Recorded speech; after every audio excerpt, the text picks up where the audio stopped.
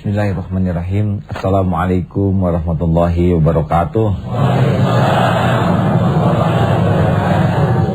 Alhamdulillahirabbil alamin. Allahumma shalli wa sallim wa barik ala Muhammad wa ala alihi wa ashabihi ajma'in. Amma ba'du. Maha suci Allah Subhanahu wa taala yang memberi kesempatan bagi kita untuk memperbaiki diri. Seburuk apapun kita, kalau kita punya kemampuan merubah, maka Allah memberikan kesempatan untuk sukses. Sebusuk apapun diri kita dengan dosa-dosa, kalau mau tobat, ampunan Allah lebih besar daripada dosa-dosa kita. Allah Subhanahu wa taala berjanji, a'udzubillahi minasyaitonirrajim, di dalam surat Ar-Ra'd ayat 11, Innallaha la yughayyiru ma biqaumin hatta yughayyiru ma bi anfusihim. Sesungguhnya Allah tidak merubah nasib suatu kaum kecuali dia merubah dirinya sendiri. Jadi kalau ada ibu-ibu, bapak-bapak yang ingin tahu, jadi yang jadi masalah itu apa sih dalam hidup? Yang jadi masalah itu adalah diri kita tidak mau berubah. Kita terlalu banyak berpikir selain daripada diri kita. Bahkan negara kita pikirkan, PBB kita pikirkan, dolar kita pikirkan, banyak sekali yang kita pikirkan. Semua itu tidak terlarang dipikirkan, tapi tidak banyak manfaatnya kalau diri kitanya tidak robah. Segalanya berubah dalam hidup ini. Masalah robah, umur robah, badan robah, semua bergerak berubah. Bagaimana mungkin kita menyikapi segala yang berubah tapi diri kita tidak robah? Maka kalau ibu bapak ingin tahu apa yang paling menjadi masalah dalam hidup kita, adalah karena kita tidak bersungguh-sungguh merubah diri kita. Beberapa kali dinyatakan di dalam pertemuan kita, kalau segala urusan bertambah, kemampuan tidak bertambah, maka yang terjadi adalah stres yang bertambah. Bapak-bapak maaf ya, yang makin tambah umur tambah pusing pak. Karena anak tambah gede, kebutuhan tambah meningkat, kekuatan tambah melemah. Kalau hati kita tidak robah, luar biasa penderitaan kita. Maka kalau kita ingin tahu kunci kesuksesan kita adalah merubah diri kita. Wah, saya mau bisnis gimana ya, nggak ada modal. Apa modal? Modal itu gampang. Lihat kitanya robah nggak menjadi orang yang dipercaya. Kalau kita kian hari kian bersih hatinya, kian hari kian meningkat kemampuannya, orang yang punya uang tuh nyari. Mana sih orang yang paling jujur, paling bersih dan paling profesional? Nyari. Bank-bank tuh nyari. Tapi sayang kita hanya baru bisa menyalahkan. Ya, wah habis sekarang susah cari kerjaan. Kata yang nyari kerjaan susah cari kerjaan, tapi kata perusahaan sekarang susah cari karyawan. Jadi pada kemana? Yang banyak dosa, saya sih banyak dosa, itu tidak selesai. Tinggal tobat, robah berbuat kebaikan, insya Allah. Apalagi ada janji dari Allah, walladzina jahadu fina lanahdiyannahum subulana. Dan orang yang bersungguh-sungguh kepada Allah, maka Allah lebih bersungguh-sungguh lagi untuk menunjukkan jalannya. Kita tuh nggak ngerti nih hidup ini, banyak yang tidak kita mengerti. Tidak kita mengerti. Masalah banyak yang terbatas akal pikiran kita. Tapi kalau kita sungguh-sungguh merubah diri, Allah lebih berjanji lagi kepada kita, sungguh-sungguh menuntun kita. Maka cobalah kesungguhan merubah diri, ini merupakan kunci sukses. Saya ingin merubah anak-anak saya. Kalau ingin merubah anak, jawabannya rubah diri kita. Saya ingin merubah kantor. Ingin merubah karyawan, rubah diri kita. Kalian ini harus berubah, tapi bos tidak rubah, lewat. Saya ingin merubah Indonesia. Nggak ada perubahan di Indonesia, kita yang robah ya. Tapi saya ingin menuntut agar menteri, kabinet, orang-orang kecil kayak kita banyak tuntutan, pusing. Lebih baik tuntut diri sendiri dulu. Kalau kita sudah semakin baik keadaan apapun bangsa kita, insya Allah kita nggak rugi. Karena kita bisa menyikapi dengan benar. wah kasihannya orang Palestina. Kasihan kita. Orang Palestina kalau niatnya benar terbunuh juga jadi syuhada. Yang kasihan tuh yang niatnya nggak benar, caranya tidak benar, yaitu kita, ya. Jangan nyalahin orang lain. Ibu, jadi kalau ibu ingin, aduh saya tuh ingin ngerubah anak-anak saya, robah saja diri sendiri. Bapak, saya juga ingin merubah ini keluarga saja, robah sendiri. Para guru, kenapa ini murid-murid begini? Gurunya robah sikapnya. Nah, kita lebih banyak menuntut perubahan orang lain tanpa merubah diri. Kalau kita terus bergerak, dua saja yang dirubah. Satu, niat di hati semakin bersih. Tiap hari selidiki penyakit. Saya tuh sombong tidak, saya tuh emosional tidak, saya tuh petantang petenteng enggak, terus selidiki. Saya tuh jadi masalah enggak di kantor saya? Anak-anak tuh melihat saya tuh horor tidak, begitu. Tanya, itu terus tiap hari robah, temukan kekurangan diri, perbaiki diri. Dan yang kedua, tiap hari berubah, cari ilmu, cari wawasan baru, cari pengetahuan baru, terus kombinasi ke dalam makin bersih, kemampuan makin bagus. Sudahlah, nggak usah takut. Yang namanya dunia ini nggak akan ketuker. Mau kemana lagi? Allah sudah nyiapkan dunia ini buat kita. Kalau kita orangnya makin bersih dan makin bagus, udah, yang namanya kemuliaan, rezeki itu nggak akan kemana-mana. Nggak usah capek-capek dipikirkan. Kesedot seperti orang jalan menuju matahari, bayang-bayang terikut. Nah, kita segala dipikirin. Kucing berubah dipikir, ya. Segala dipikir, tapi diri kita tidak sempat memikirkan perubahan diri kita. Masa ada nenek dengan cucu seperti kembar? Cucu mudah tersinggung, nenek mudah tersinggung. Cucu emosional, abah emosional. Kalau nggak ada perubahan, gagal jadi tua, umur menua. Nggak bisa. Kita makin hari harus makin matang, makin bijak, makin arif. Jadi nanti ketika kita meninggalkan, warisan terbesar kita itu adalah pribadi kita. Nah, harta mah begitu-begitu aja, dari dulu juga digilir, ditukar-tukar, ya. Betul kan? Kita kan lagi nebeng, udah cuman segitu. Apa warisan? Dikenawa ini warisannya sebagai koruptor, kan nggak enak, aib buat kita, ya. Ini warisannya pezina, na'udzubillah. Ini warisannya adalah orang serakah. Sebaik-baik warisan kita adalah kemuliaan akhlak kita. Kalau dunia digilir, bapak sekarang punya harta banyak, jangan dibawa kemana-mana, hanya bagian nungguin aja. Buka garasi, dihitung mobil, 2, 3, asik, kumplit, ceklek, udah nggak bisa. Lihat motor, dia nggak bisa naik motor karena masuk angin. Ibu-ibu punya perhiasan, intan, tutup, dah takut digarong, ya. Terus apa-apaan, hanya bagian penunggu, mati, anak nanti yang ngitung, ya. Warisan kita itu adalah kemuliaan di diri kita ini. Makanya maaf saja, kalau kita ingin meraih dunia ini, maka robahlah diri kita. Tiada berganti hari kecuali bertambah ilmu. Tiada berganti hari kecuali nambah wawasan. Tiada ganti hari kecuali melatih diri. Udah, lakukan saja. Lihat, ada syairnya. Bila selangkah ku rapat padamu, 1000 langkah kau rapat padaku. Tuh begitu. Asal bukan penyanyi. Baik, jelaskan seperti itu, Bu, Pak. Jadi kalau bercermin tuh, ya, jangan cuma begitu. Kan pernah ada itu wanita muda bercermin, manis dia gitu, ya. Begitulah, saya nggak tahu gimana wanita bercermin. Tiba-tiba ada nenek-nenek lewat, nenek-nenek gitu banget ya, keriput wajahnya. Dia ngomong begitu, kata temannya, kamu jangan menghina begitu. Habis lihat keriput, jelek banget ya. Jangan begitu. Dia tuh tahu nggak, beliau itu dulunya adalah primadona di kampung kita. Kulitku, begitu katanya. Dia harus sadar suatu saat berubah kulitnya, ya nggak?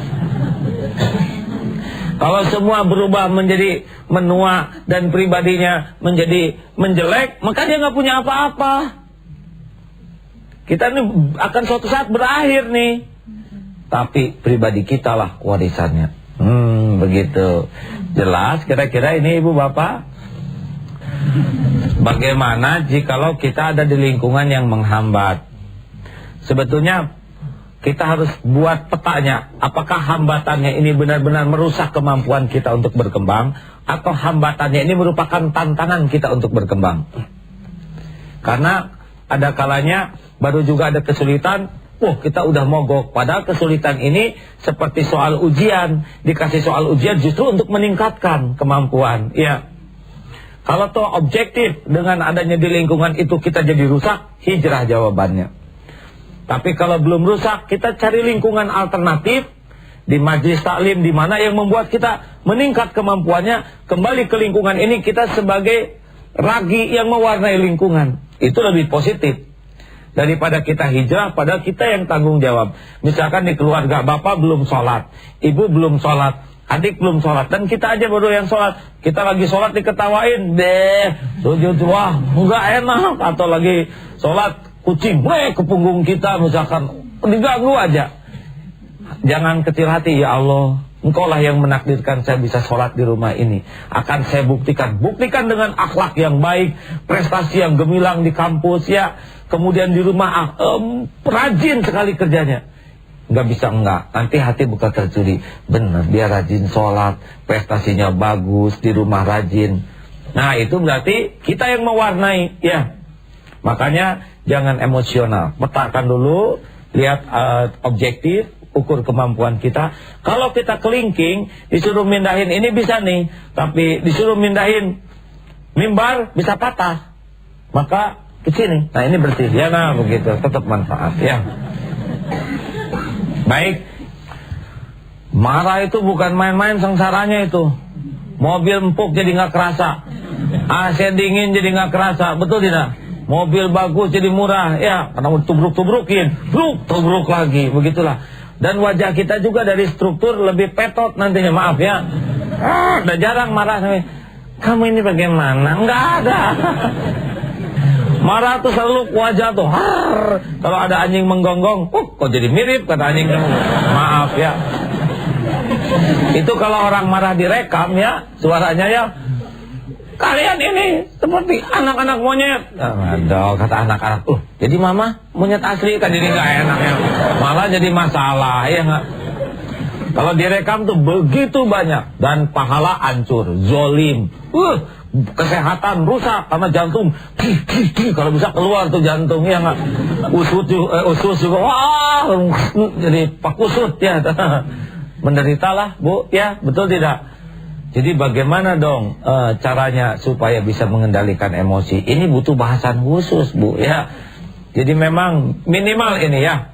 Kalau sedang ada suatu kejadian ya, misalkan ya marah nih, pengen marah, usahakan pindah dari sana. Jangan konsentrasi kepada objek marahnya. Kalau konsentrasi semuanya jadi bakal masalah. Dia nunduk, kamu menunduk, didengar nggak omongan mama? Melihat apa kamu berani melotot sama mama? Kenapa diam aja didengerin nggak ini ngomong kamu? Ya mah alasan aja kamu. Terus begitu berseri ya nggak.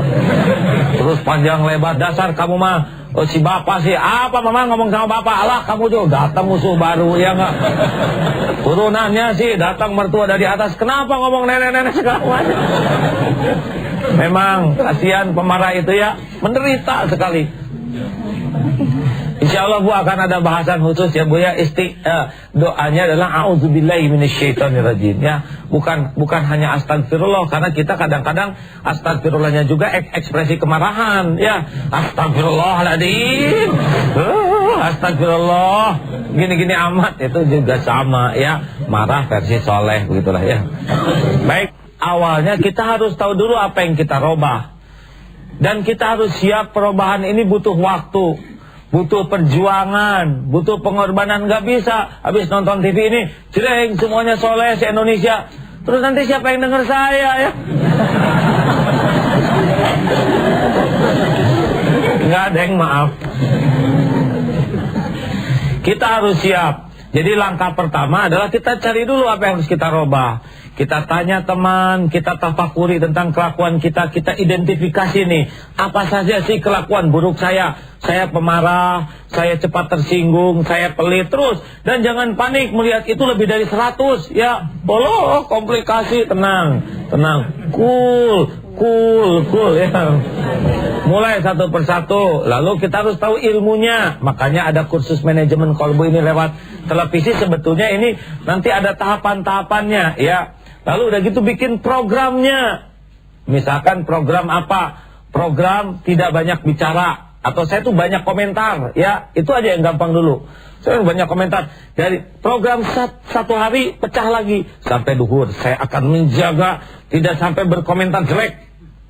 Lebih ingin lagi, lebih minimalkan lagi. Dari subuh sampai duhur saya tidak akan mengaduh, atau saya tidak akan mencela. Makin spesifikasi ya makin mudah. Sampai duhur nanti duhur evaluasi. Aduh, saya batal 3 kali tadi ya nggak. Kalau mau nyoba tiap kali batal sedekah 1000 ya.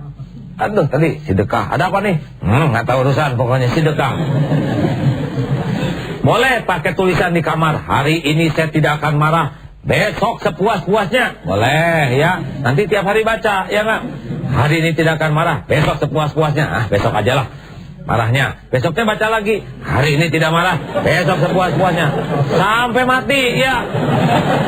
Seperti di angkutan umum, hari ini bayar, besok gratis, asik, besok gratis. Besoknya baca lagi, hari ini bayar, asik, besok. Sampai selesai sekolah. Janji sehari ini lebih realistis. Dan program yang kecil, detail itu lebih realistis. Nanti makin bisa mengendalikan diri, makin enak dalam hidup kita ini ya. Para pemirsa yang budiman, memang ini butuh latihan ya. Dan seru kalau latihan ini beregu. Di rumah tuh kompakan. Pokoknya mama lagi latihan menahan marah, tolong anak-anak kompak, kasih surat masing-masing kertas ya. Kalau mama marah, mah janji gak akan marah. Kalian ini bagaimana? Keluarin surat. Nah begitu misalkan. Para pemirsa yang budiman, menarik sekali kalau kita kompak ya. Sekeluarga, nanti perusahaan, value-nya, tata nilainya yang digunakan sama. Maka kalau tidak keberatan ini para pimpinan, usahakan karyawannya menyimak acara ini, sehingga nanti di kantor itu sama tata nilainya.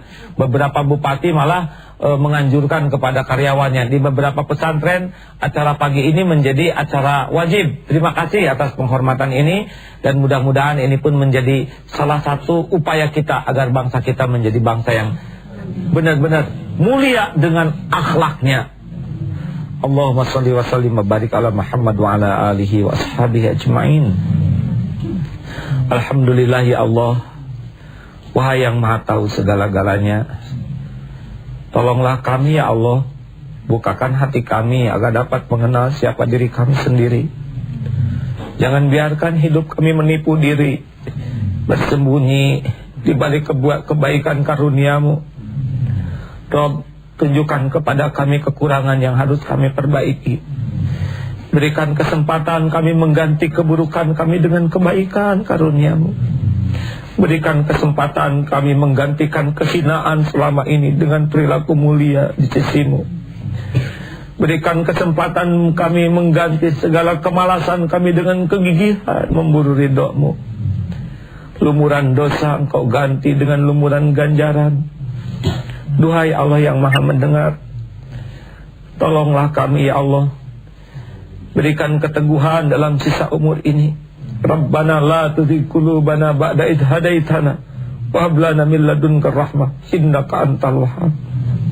Berikan keteguhan agar kami tidak tergelincir ya Allah. Agar kami teguh menghadapi godaan dan cobaan. Jangan biarkan dunia ini menyilaukan dan menipu kami. Karuniakan kepada kami dunia yang penuh berkah, halal yang bisa membuat kami manfaat bagi umatmu. Duhai Allah, golongkan kami menjadi anak yang tahu balas budi bagi orang tua kami, murid yang dapat memuliakan guru-gurunya. Golongkan kami menjadi hamba-Mu yang bisa membalas kebaikan orang yang berbuat baik. Berkahilah pertemuan ini ya Allah. Berikan kepada kami kesungguhan untuk memperbaiki diri-diri kami. Duhai Allah, selamatkan bangsa kami ini.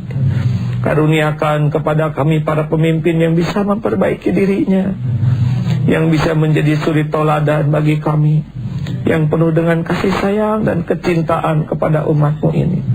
Rabbana atina fid dunya hasanah wa fil akhirati hasanah wa qina azabannar.